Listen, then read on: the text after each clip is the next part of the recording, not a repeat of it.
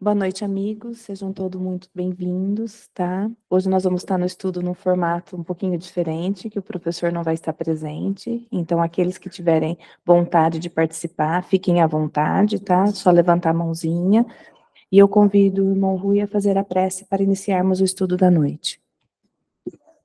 Boa noite a todos. Vamos elevar o nosso pensamento ao nosso Criador, ao nosso Mestre Jesus, ao nosso anjo da guarda, rogando ao Pai que possamos entender, compreender os ensinamentos no Livro dos Espíritos de 1857, que tudo isso que aprendemos, que discutimos, possa servir para o nosso conhecimento no nosso dia a dia. Assim, Jesus, em teu nome, damos por aberto a nossa reunião de estudo desta noite. Que assim seja. Nós paramos na questão 140, do PDF na página 73 e do livro físico na página 95. Eduardo, você pode soltar, por gentileza? Questão 140.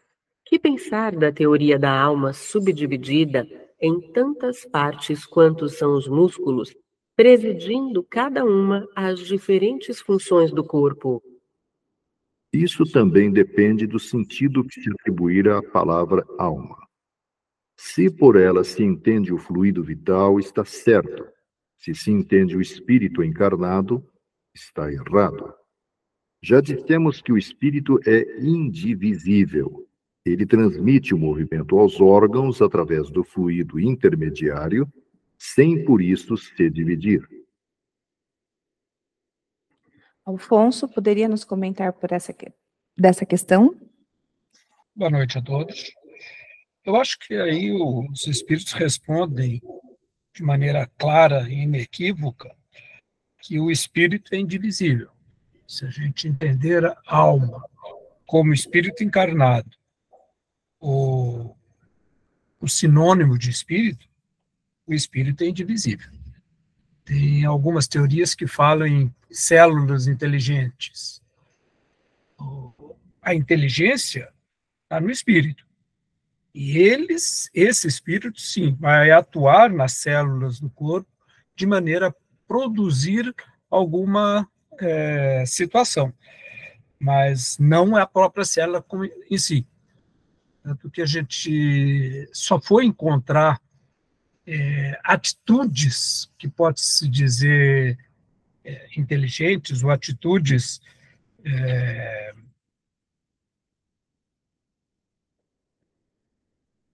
e instinto em animais multicelulares. A gente não percebe em animais unicelulares as situações de instinto. Então, acho que os espíritos vêm confirmar isso, que a indivisibilidade do espírito, ele não poderia ser, e um corpo não pode comportar mais do que um espírito. Paulo, por gentileza. Boa noite a todos. Eu só queria complementar um pouco a explicação do Alfonso. Na erraticidade, existe um fenômeno da ubiquidade, né? Onde um espírito ele pode estar em mais de um lugar ao mesmo tempo. Mas isso não quer dizer que ele se dividiu em dois espíritos. É uma capacidade que eles têm de vencer o tempo, vamos falar assim. Então, ele consegue acompanhar duas situações ou milhares de situações, num caso de um espírito muito evoluído, ao mesmo tempo, mas é um espírito só.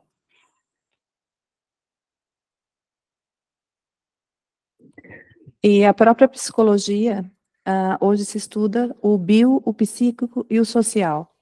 Então, o quanto a mente influencia sobre o nosso corpo, tanto para torná-lo saudável, como para adoecê-lo. Então, aquilo que a gente acredita, o meio que nós estamos inseridos, influencia no funcionamento do nosso organismo. Então, a ciência já vem trazendo isso de uma forma que logo vai ser comprovado de forma científica. Só queria complementar, eu acho que foi bem falado aí, é que antes, né, da codificação por Kardec, existiam muitas teorias, inclusive a teoria do panteísmo, que se tudo voltava para uma célula, né, de Deus, né, ou voltava para um campo universal, onde se unia tudo, né, e também essa teoria aí da alma ser o todo do corpo, né, como fluido vital.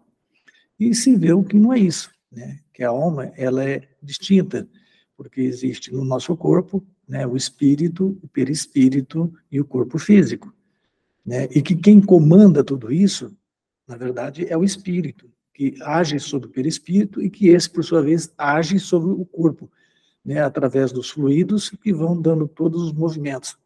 É uma coisa que é de Deus, né? Só isso que a gente pode entender. Alguém mais gostaria de fazer alguma observação? Então, vamos partir para a próxima questão. Questão 140A. Não obstante, há espíritos que deram esta definição. Os espíritos ignorantes podem tomar o efeito pela causa. A alma age por meio dos órgãos, e estes são animados pelo fluido vital que se reparte entre eles, e com mais abundância nos que são os centros ou focos de movimento. Mas essa explicação não pode aplicar-se à alma como sendo o espírito que habita o corpo durante a vida e o deixa com a morte. Alfonso, gostaria de explanar sobre essa questão? Falar um pouquinho do fluido vital, que ele cita aí, né? O fluido vital, ele circula pelo corpo todo, enquanto há vida, ele circula através da linfa, do sangue e de outros fluidos que nós temos circulando no nosso corpo. Então, o fluido vital, ele está em constante movimento durante o período de vida. E, no momento da morte, ele continua em movimento, não pelos fluidos do corpo, que entra quase que imediatamente em decomposição, ou o corpo que está perdendo a vida ali, mas sim pelos micro-organismos que estão convivendo conosco durante toda a nossa vida. Nós temos tantos micro-organismos no nosso corpo quanto células. Os números são bem próximos. Então, esses micro-organismos continuam vivos e vão consumir esse fluido vital junto com outros organismos que vão se aproximando durante o período de decomposição. Então, o fluido vital, ele é uma propriedade da natureza e que anima o corpo vivo. O espírito é uma propriedade de inteligência que opera no corpo vivo para desenvolver suas propriedades, as suas ações.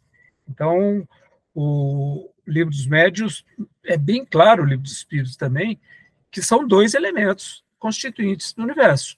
O espírito, que é a inteligência, e a matéria. Então, o fluido vital é matéria, ele tem uma propriedade específica de alimentar a vida, porém, é um elemento diferente do espírito. O espírito é um outro elemento criado por Deus e juntos eles permitem o desenvolvimento da inteligência. Permite que a inteligência vá se aprimorando até tornar um espírito independente, para sair do princípio inteligente até tornar um espírito independente, e a partir daí aprimorando em si próprio. Rui, complemente, por favor. É isso mesmo. Se nós acharmos, né, conforme as teorias que foram dadas no passado, seria tomar, né, o efeito pela causa. Tomando dessa forma, estaria dizendo que quem rege o nosso corpo seriam os fluidos, e não é. Né? O que rege o corpo é o espírito, Ele é a causa, né? Os movimentos, os fluidos são os efeitos. Por isso que está dizendo aqui, né? Os espíritos ignorantes podem tornar o efeito pela causa. E não é assim, é o contrário. Quem comanda todo o nosso corpo é o nosso espírito. Ele é o nosso comandante. Podemos afirmar que é matéria? Não, nós ainda não temos esse conhecimento e para nós ainda estamos muito distantes disso aí. Mas sabemos que é uma matéria rarefeita, intenciada, o nosso perispírito, e uma matéria grossa é o nosso corpo físico. Miguel, gostaria de complementar alguma coisa nessa questão? Na verdade, as definições que foram dadas aí, todas elas estão corretas.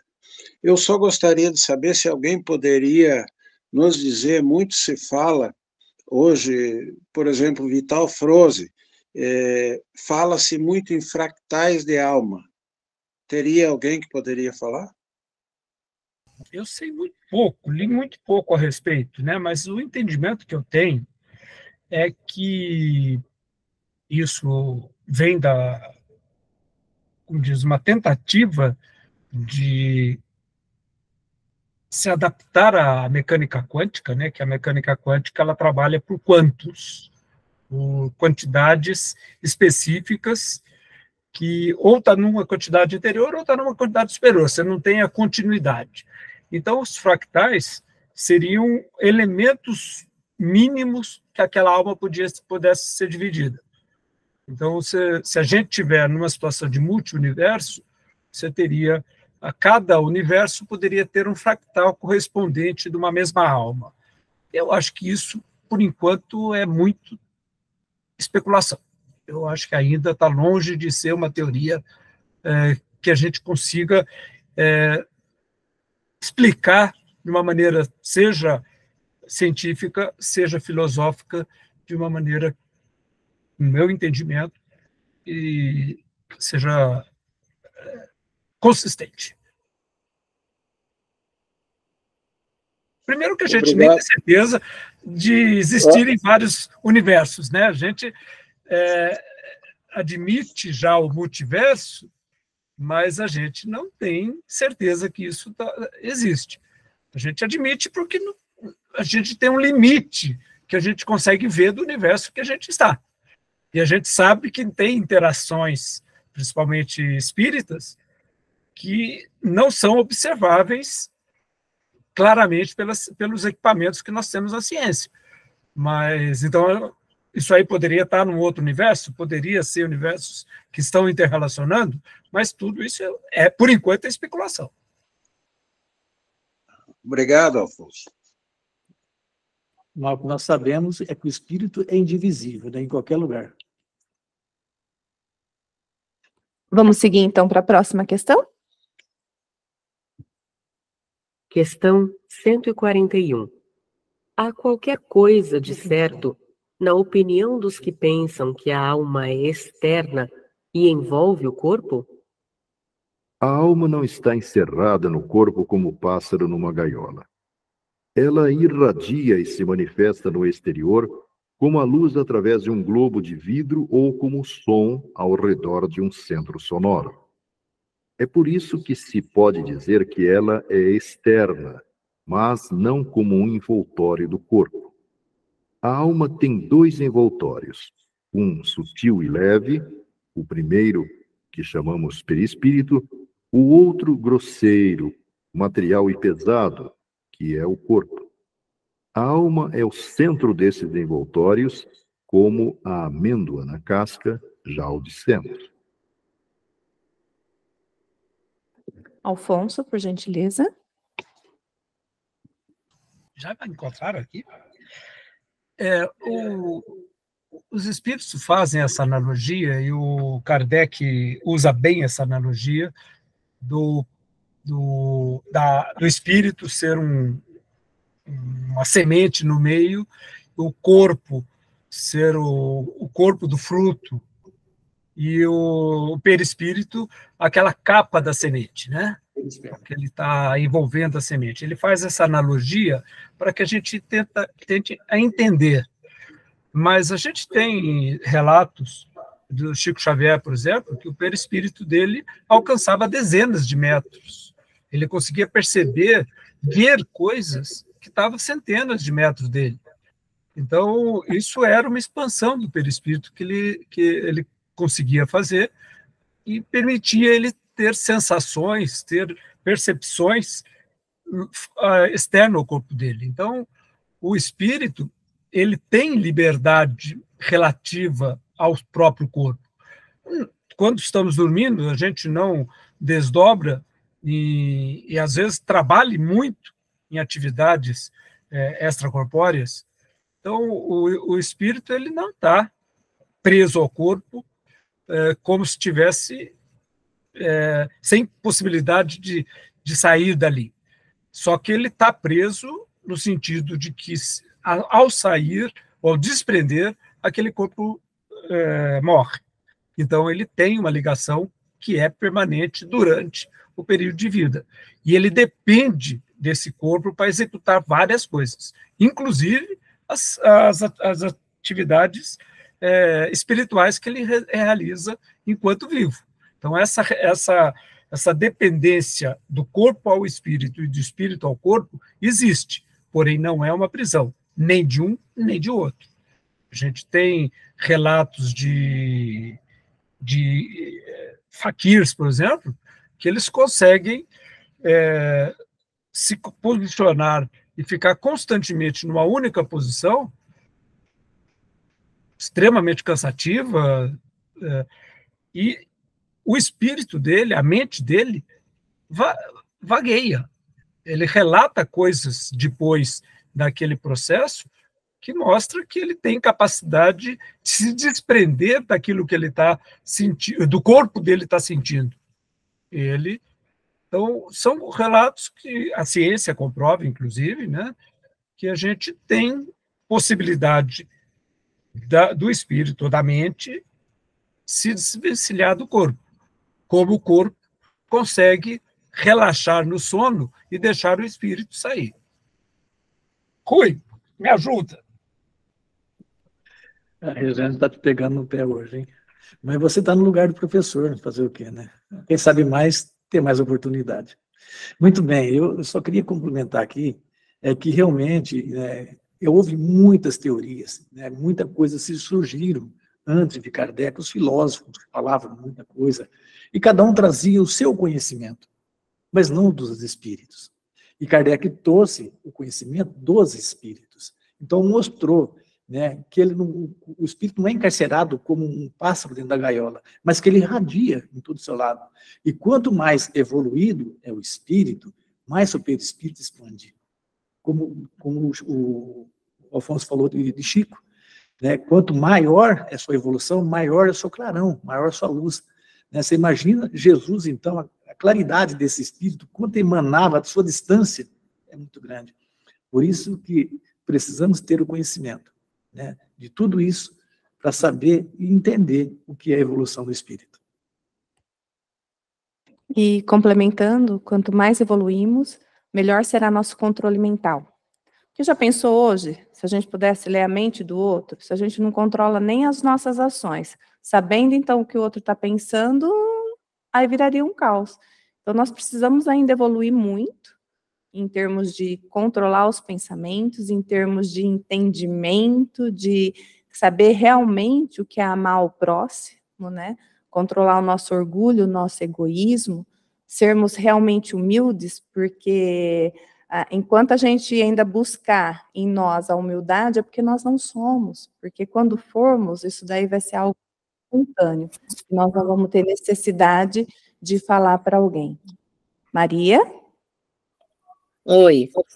Eu gostaria de saber o seguinte: uma pessoa que desencarna, se o espírito dela tem o poder de conectar no corpo de uma pessoa que está aqui, que está conectado na Terra. Eu não sei como explicar. Tipo assim, aí a pessoa que está aqui pode, por exemplo, a pessoa que desencarnou, ela bebia demais. Tipo assim. Aí ela pode ficar no corpo de uma pessoa aqui e a pessoa fazer a mesma coisa que a outra fazia, que desencarnou. Deu para entender? Deu sim. Quem gostaria de responder? Eu posso responder, posso tentar ajudá-la, minha irmã. O espírito pode apenas induzi-lo, a bebida ou qualquer outra coisa, né? Mas a vontade é de cada um, dos encarnados.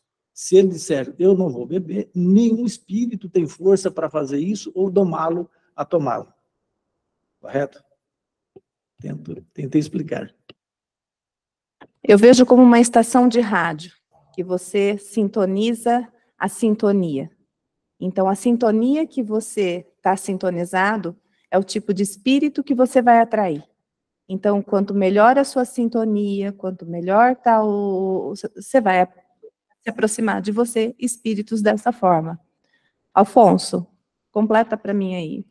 Só queria colocar que Kardec ele deixa bem claro que não existe o espírito tomar conta do outro, tá? Os espíritos, não tem como dois espíritos ocupar o mesmo corpo. E não sai, o espírito que está encarnado, ele não sai para que o outro penetre aquele corpo. O que pode ocorrer, e ocorre em alguns casos, o médium, é permitir que o espírito se comunique através dele. Isso pode ocorrer. E como a Rejane colocou, é muito uma questão de sintonia. Então, se um indivíduo já tem uma propensão a beber, um espírito de alguém que tinha esse hábito e ainda não se desvencilhou dele quando ele desencarnou, porque quando a gente desencarna, quando o espírito desencarna, ele continua sendo o mesmo espírito. Ele vai perder os hábitos, ou vai modificar os hábitos, se ele for levado por espíritos bondosos ou espíritos bons, ou superiores a ele, que vão tentar cativá-lo, tentar curá-lo daquele problema. Então, ele vai continuar tendo os hábitos que tinha na Terra. Ninguém muda pelo fato de desencarnar. Ele continua sendo o mesmo indivíduo. E se ele encontra, ou se ele se aproxima de alguém que tem o hábito que ele gostava, que ele tinha, ele vai ficar próximo. Se essa pessoa permitir essa proximidade, aí que o centro espírita, a religião ajuda, porque a pessoa depende da boa vontade dela, de negar essa proximidade. E do mesmo jeito que a vontade dela que vai permitir essa aproximação. Então, aí, se permitir essa aproximação, pode sim ter uma influenciação, pode vir a ter aumentar aquela vontade que o indivíduo já tinha de beber. Quer dizer, ninguém começa a beber sem mais nem menos, mas pode aumentar essa vontade devido à aproximação de um irmão que tem esse vício. Miguel. Eu gostaria de comentar, em mesa mediúnica, quando às vezes aparecem espíritos com 500, 600 anos sem reencarnar, uns por vontade deles e outros porque ainda não têm condições de se comunicar. Então, o espírito ele não sai e vai obsediar outro, porque às vezes ele não está liberto ainda, ele está no baixo umbral, que se chama. Tá? Então, quanto a isso, não teria problema nenhum. Eu acho que o espírito não vai obsediar. Ele pode, pela frequência, como falou a Rejane e o Alfonso, pela frequência, se associar a pessoas que são alcoólatras.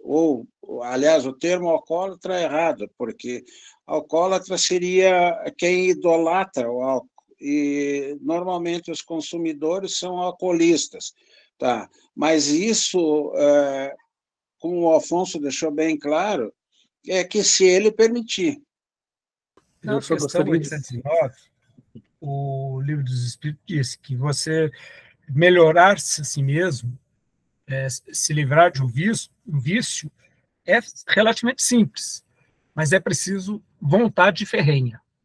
Então, a dificuldade está justamente em você manter a sua vontade sempre atenta. Então, essa é a maior dificuldade. E aí, a ajuda de outras pessoas, a ajuda de parentes, com certeza pode facilitar isso.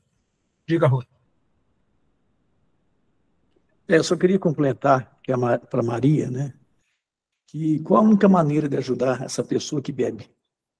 Fazendo um evangelho no lar, indo na igreja, aonde você tiver fé ou alguma crença, para que você crie um ambiente favorável dentro do lar ou na casa dessa pessoa, para que ela possa compreender, entender e ter Deus. Isso já é o meio caminho. O outro caminho é a força de vontade dele, dessa pessoa, para que ela possa, né, sair desse caminho de erro, evitando lugares onde há bebida, companheiros, e assim por diante.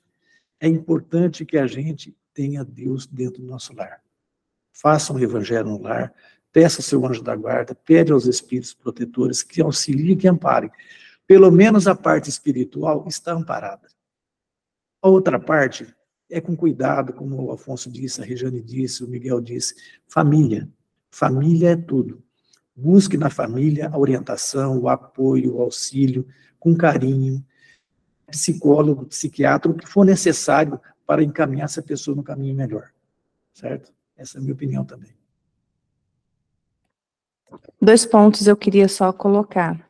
Às vezes você acha que tem algum obsessor, que é algum familiar próximo, pode ser que não. Não temos como afirmar isso. De repente o teu familiar já evoluiu e foi, pode ser qualquer outro espírito. Então não dá nem para afirmar que foi algum parente próximo que desencarnou, que estaria exatamente se aproximando. E a outra questão que realmente o alcoolismo é um vício para a vida toda, tá? Ele não tem como uma pessoa, ela vai lutar a vida toda contra o álcool. É como se o próprio sistema dele, dopaminérgico, que é o sistema mental que pede a bebida, vai ficar o tempo todo pedindo. Então, é uma pessoa que precisa de ajuda, realmente, porque não é um vício de fácil controle, que é uma pessoa que precisa de muito amparo. A gente fala até que uma pessoa, dependendo do grau que chega, ela está doente, e ela precisa realmente de auxílio.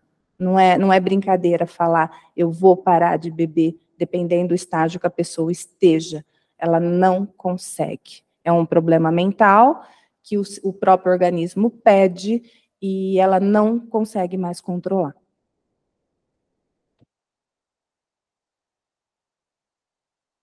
Vamos continuar para a próxima questão? Questão 142.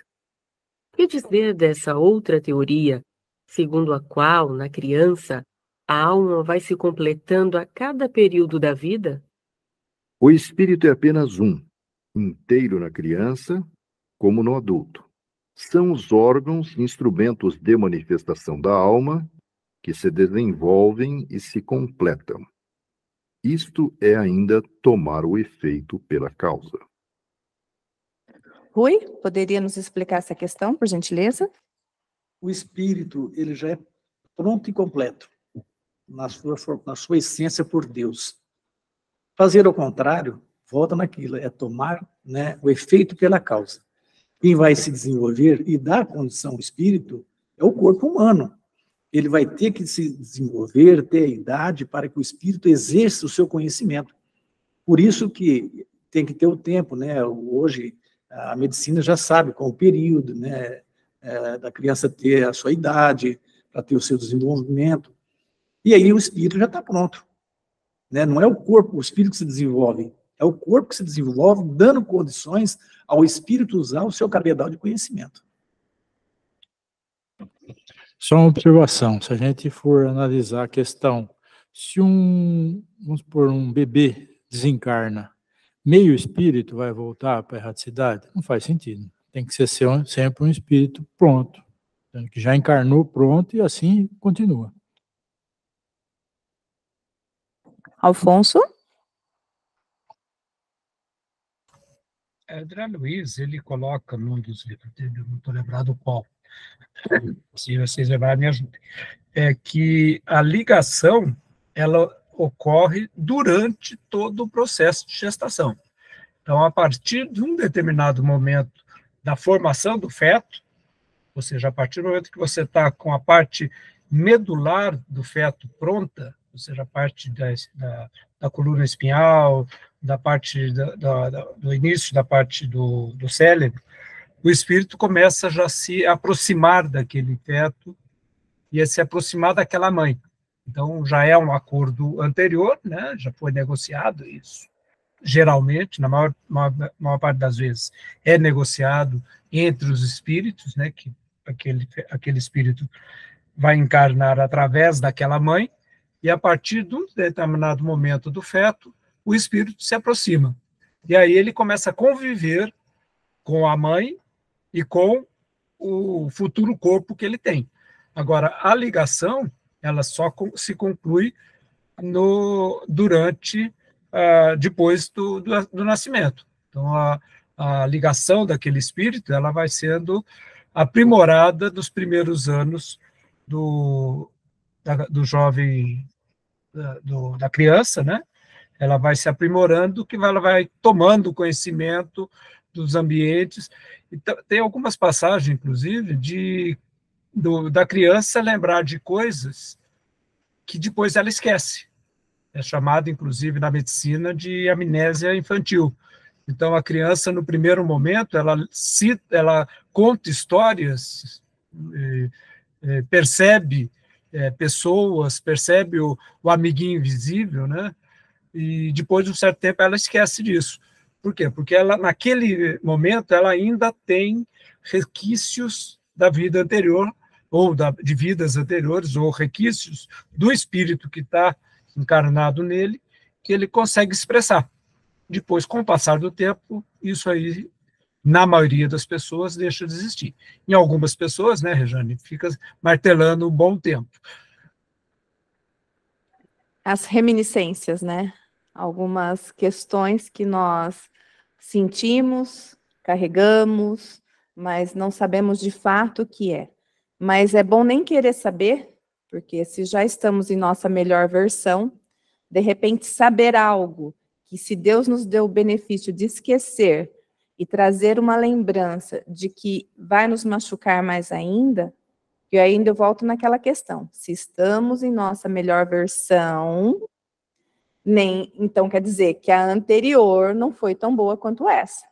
Então, nós não estamos preparados para saber exatamente o que fomos, porque todo mundo acha que vai fazer uma regressão, que vai ser uma pessoa boa, maravilhosa, mas ninguém está preparado para saber que foi o assassino, que matou um monte de gente, que prejudicou muitas pessoas.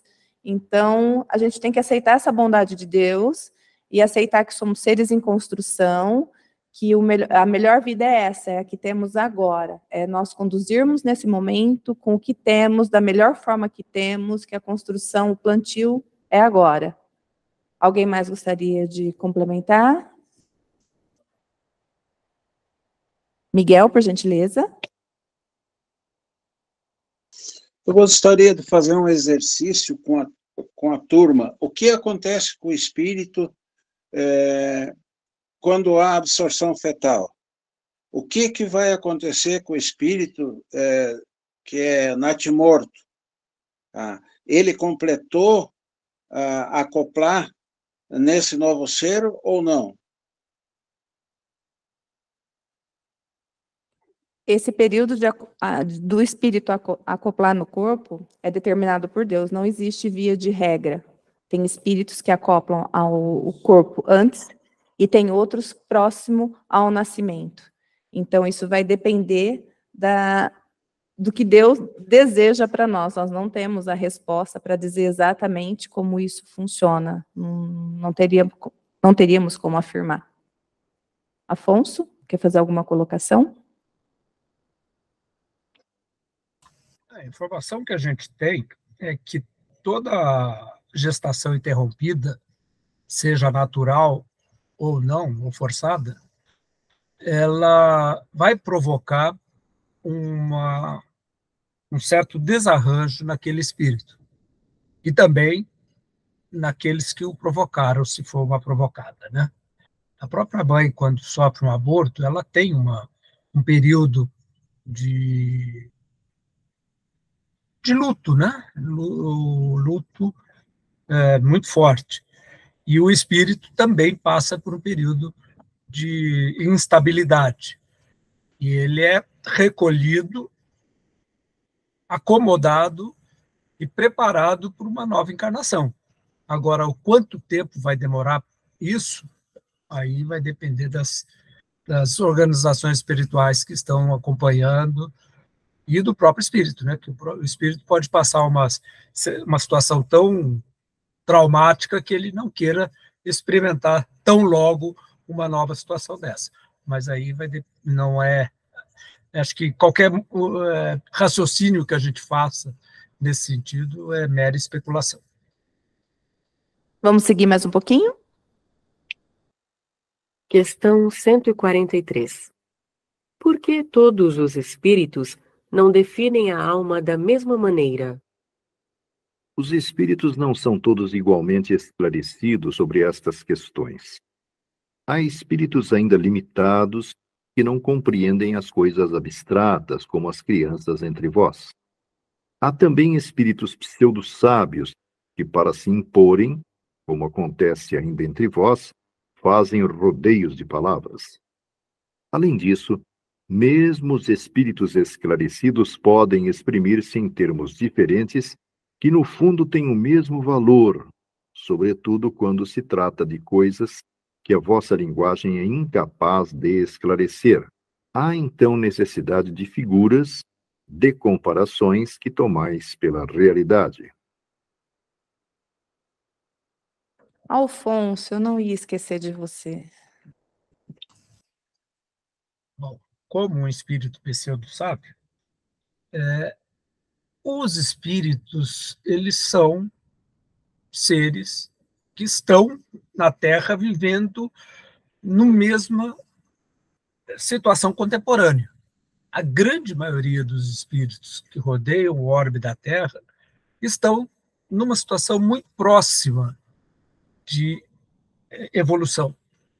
Diferenças pequenas na grande maioria das pessoas. Então, a evolução do planeta como um todo depende da evolução dos seus espíritos. E os espíritos que estão na Terra, a grande maioria, tem um degrau para cima, um degrau para baixo, mas estão todos muito no mesmo nível de evolução, diferença muito pequena. É lógico que nós temos mentores, nós temos alguns espíritos que estão bem acima, que continuam aqui no orbe para ajudar nas coisas. E as nossas comunicações, nem sempre, ou na maioria das vezes, não são com espíritos superiores. São com espíritos que estão um pouco acima da gente, ou no mesmo nível nosso. Então, a chance deles saberem muito mais do que nós. E tem o problema da linguagem, né? A gente tem uma dificuldade imensa de traduzir no texto do francês para o português, do japonês para o inglês. Então, qual a dificuldade deles de comunicar-se conosco depende da nossa linguagem, não da linguagem deles. A linguagem deles é o pensamento. E a gente precisa traduzir no nosso idioma aquilo que eles estão nos comunicando. Então, a chance dessa comunicação sofrer ruídos é muito grande. A gente precisa tomar muito cuidado ao traduzir em palavras aquilo que nos é comunicado. Rui. É que nós estávamos falando desde o início, né? Kardec, na codificação, pegou todas as teorias que tinha na época, que tinha já estudos, né, dos filósofos, espíritos comunicando de várias maneiras, e ele compilou tudo isso e fez as perguntas aos espíritos. E eles foram bem claros na resposta. Nem todos os espíritos têm o conhecimento, né? Existem os pseudo-sábios, aqueles que enrola, que falam uma coisa certa, outra errada, e aí sim vai levando. E os espíritos superiores dizem também essa formação da alma. Só que cada um pode falar de uma maneira que nós ainda não temos conhecimento para ter essa tradução. Mas da mesma forma, né? Basta a gente começar a entender. O que nós entendemos da alma é que ele é uma criação de Deus. Que ela, na sua formação, tem seu perispírito e tem seu corpo. Isto encarnado. Na erraticidade, ela leva o seu perispírito, né, junto ao seu espírito. E conforme mais evoluído, espíritos puros, é bem rarefeito isso. Né? Só a gente não podemos dizer que não tem, porque ainda falta-nos esse argumento. Mas pelo que o Espírito fala, é que é tão sutil, que é imperceptível. E muitas formas de entendimento, a gente também tem que trazer que a época que a obra foi escrita, ela veio numa linguagem filosofada, que dependendo do conhecimento da pessoa, dá dubiedade de entendimento, e ela vai se expressar na forma de linguagem do que ela entendeu. Então, cada um vai trazer de uma forma de acordo com aquilo que foi lido. E a gente vê até hoje, nós não temos mais o hábito de estudar filosofia, de pensar mais profundamente, de ler os filósofos, para realmente ter o entendimento do que ele está querendo dizer. Então, existe muito essa dubiedade de entendimento, por isso que às vezes acaba dando essas várias versões e o mesmo sentido. Mais um pouquinho? Questão 144. De que se deve entender por alma do mundo? O princípio universal da vida e da inteligência de que nascem as individualidades. Mas os que se servem dessa expressão frequentemente não se entendem. A palavra alma tem aplicação tão elástica que cada um a interpreta de acordo com as suas fantasias. Tem-se, às vezes, atribuído uma alma à terra e por ela é necessário entender o conjunto dos espíritos abnegados que dirigem as vossas ações no bom sentido, quando os escutais, e que são, de certa maneira, os lugares tenentes de Deus junto ao vosso globo. Fátima? Boa noite a todos. A minha pergunta é em questão ali que estava sendo falado sobre o aborto, né? E quando a mulher precisa tirar o útero, e sendo assim, ela não gera mais nenhum filho, não põe mais um espírito encarnado na Terra, como é que fica? Afonso? Eu acho que você seria melhor para responder, mas eu vou começar. Eu acho que a situação é a mesma daquela pessoa que decide não ter filhos. A decisão dela não ter filhos. No caso que você está citando, é uma situação de necessidade fisiológica, ou necessidade anatômica, provavelmente por alguma doença, algum problema médico que levou a essa decisão. A decisão não foi necessariamente do indivíduo, mas são coisas semelhantes. A gestação, ter filhos, é uma opção. Faz parte do caminho natural, porém é uma opção. Então, a pessoa pode optar por ter ou não. Geralmente, essa opção ocorre sem a gente realmente optar. Ela acaba, raramente, são raras as famílias que fazem uma programação perfeitas para que nasçam em tal época, em tal situação. São raras as famílias que se comportam desse jeito. A maioria acaba tendo os filhos conforme eles vêm e vão criando. E se juntam para fazer a família, e é importante, hoje cada vez mais a gente está vendo a necessidade da família se agregar como família e praticar uma religião, ou ter Deus como participante dessa família. Isso a gente está vendo cada vez mais necessário, isso seja recuperado, mas é uma opção. E isso não denigre o indivíduo de maneira alguma, né? A opção, seja por necessidade ou seja por mera opção da pessoa, não o faz menor ser humano e menor espírito. Ao contrário, depende do que que esse indivíduo vai fazer com essa informação, com essa opção que ele teve. Jane, me ajuda. Vou ajudar porque não é a retirada do útero que vai ser o que vai definir que uma mãe vai ser mãe ou não, porque há casos de gestação sem o útero. Isso já é comprovado cientificamente, teve casos no Brasil, tá? A criança acaba gerando nas trompas, depois ela desce e ela se estaciona ali entre o intestino e se forma normalmente. É uma gravidez extremamente de risco e ainda eu busquei essa explicação porque eu falava assim, eu não posso engravidar porque eu não tenho útero, porque eu já tinha filhos, já tenho, na realidade. E meu médico falou, não, exatamente, eu fui lá fazer um parto de uma mulher que ela não tinha útero, e hoje a ciência chegou que a gente faz o parto normalmente, e a gente só não retira a placenta, porque a placenta em si ela é um parasita, e ela se domina de todos os órgãos que estão ali. Então, depois a mãe toma medicamentos para que essa placenta se dissolva de forma natural para não levar a mãe a óbito. Mas já houve vários casos de gravidez sem o útero. Ok, obrigada. E tem o caso da gravidez, que é a mais bonita delas, que é a da adoção, né? Essa é uma gravidez maravilhosa, que só o ser humano faz isso por consciência. A gente tem até situações, casos de animais que adotam outros, mas faz isso por consciência, por vontade, é o ser humano. Então, é uma gravidez também muito bonita. Eu estava conversando com a minha vizinha justamente sobre esse tema, antes de ver, não tinha visto qual que ia ser o tema do estudo hoje à noite, até acabei entrando um pouco mais tarde por conta disso, e a gente estava falando justamente disso, porque eu tenho na minha família dois casos de adoção.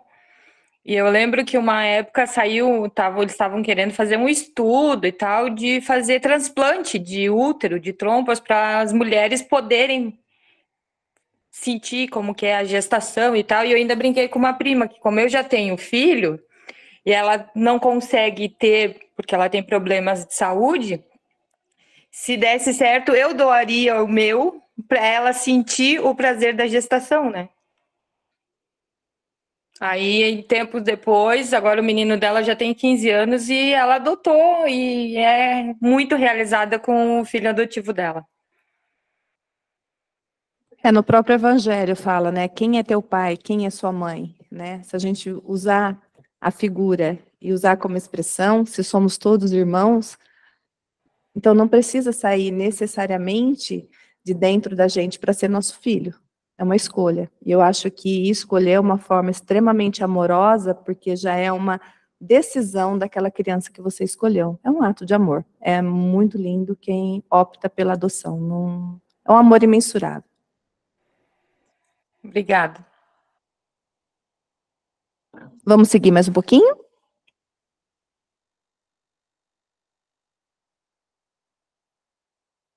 Vamos voltar um pouquinho na alma do mundo, que a gente acabou não comentando a respeito, né? A Fátima nos trouxe um tema aí tão gostoso que a gente acabou ficando nele. Com certeza. Vamos repetir ela, Alfonso, só para a gente pegar a linha de raciocínio? Então, vamos lá. Questão 144. De que se deve entender por alma do mundo? O princípio universal da vida e da inteligência de que nascem as individualidades. Mas os que se servem dessa expressão frequentemente não se entendem. A palavra alma tem aplicação tão elástica que cada um a interpreta de acordo com as suas fantasias. Tem-se, às vezes, atribuído uma alma à terra e por ela é necessário entender o conjunto dos espíritos abnegados que dirigem as vossas ações no bom sentido, quando os escutais, e que são, de certa maneira, os lugares tenentes de Deus junto ao vosso globo. Alfonso? Bom, hoje a ciência não tem dúvida nenhuma de que a Terra é um organismo vivo, né? Que ela se modifica por si própria, independente do ser humano estar nela, né? Como eu disse, ela se refaz com o ser humano, sem o ser humano, apesar do ser humano. Então, e aqui os espíritos estão comprovando que existem espíritos superiores que cuidam disso. Então, nós temos irmãos mais conhecedores, mais desenvolvidos, que estão cuidando do planeta como um todo, e cuidam também de áreas reservadas do planeta. Então, temos que tomar cuidado com eles. A gente está aqui para participar desse cuidado, não participar do problema. Então, quando queremos transformar o planeta, temos que pensar fazê-lo bem, fazê-lo pelo bem. E temos ajuda para isso. É só correr atrás. Segue o próximo. Eu falei, nós estamos aqui usando as coisas em forma de comodata, né? Que você pega um bem e tem que prestar conta dele. E nós vamos ter que prestar conta tanto do uso que nós fizemos do nosso corpo e do uso ao qual nós fizemos do nosso planeta. Porque, na realidade, os predadores somos nós, né? Até quanto nós estamos prejudicando o nosso planeta. Então, como o Afonso falou, é um organismo vivo e ele reage a todas as nossas ações. Alguém gostaria de fazer mais alguma colocação ou vamos seguir para a próxima? Então, vamos mais um pouquinho. Questão 145. Como é que tantos filósofos antigos e modernos têm longamente discutido sobre a ciência psicológica sem chegar à verdade? Esses homens eram os precursores da doutrina espírita eterna e prepararam o caminho. Eram homens e puderam enganar-se, porque tomaram pela luz as suas próprias ideias. Mas os seus mesmos erros, através dos prós e contras das suas doutrinas, servem para evidenciar a verdade. Aliás, entre esses erros se encontram grandes verdades que um estudo comparativo vos fará compreender.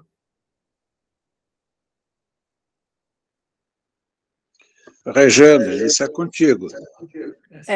Nós vamos entrar no biopsicossocial, não tem jeito. Somos seres subjetivos, tá? E por mais que a gente encontre respostas, são respostas subjetivas, porque vai muito da sua parte genética, do que você herdou de seus familiares, que traz uma carga do ambiente em que você foi desenvolvido, e isso é celular. Isso é celular. Aquilo que nós carregamos, do que nós crescemos. Então, por mais que você tenha algumas verdades, elas não vão servir para todos.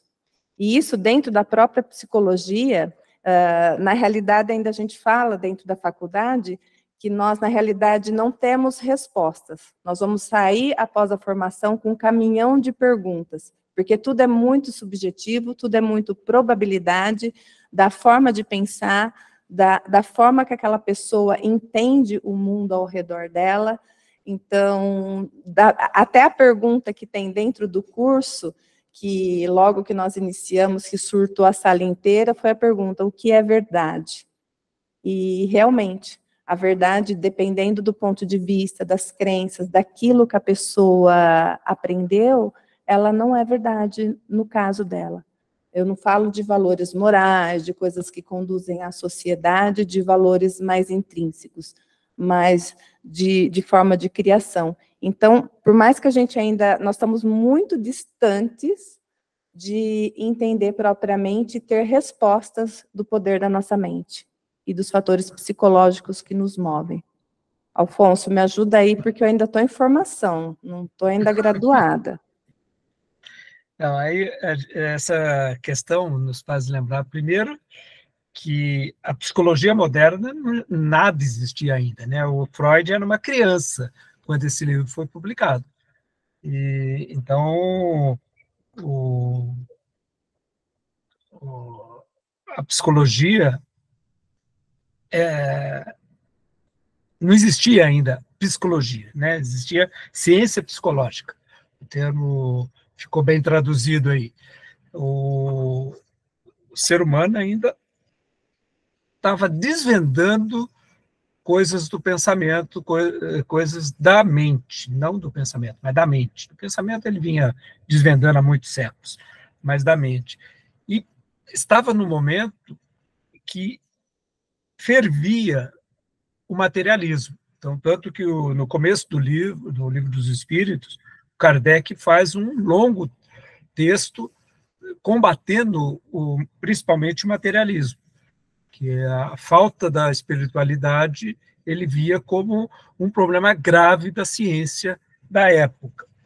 E a tendência, ou o que se procurava, era tentar traduzir tudo em função da biologia, da física e da química.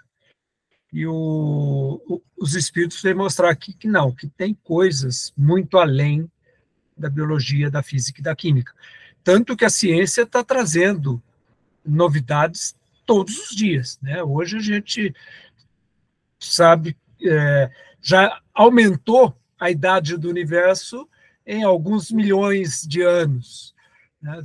Devido ao o quão mais longe o James Webb conseguiu ver no universo.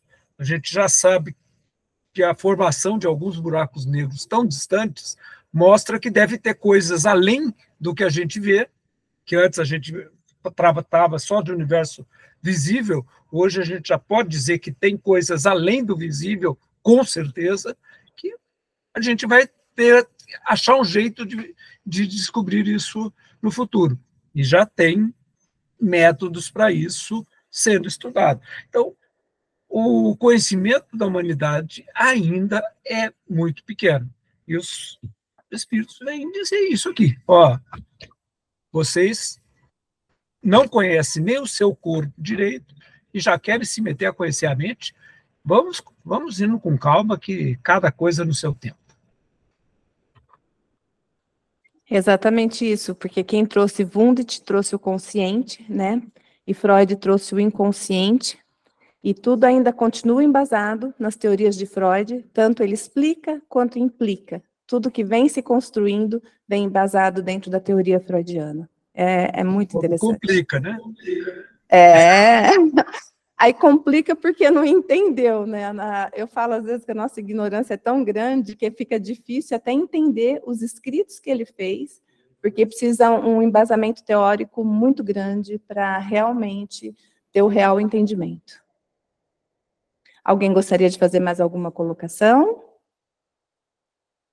Porque eu vou convidar, então, o irmão Miguel para fazer a nossa prece de encerramento, porque nós aqui às 8 nós começamos o atendimento aos animais, presencial, então já nós temos nossos irmãozinhos esperando ali fora na casa. Algum dia, se o pessoal quiser vir conhecer o trabalho da casa de quinta-feira, tá? Estão todos convidados.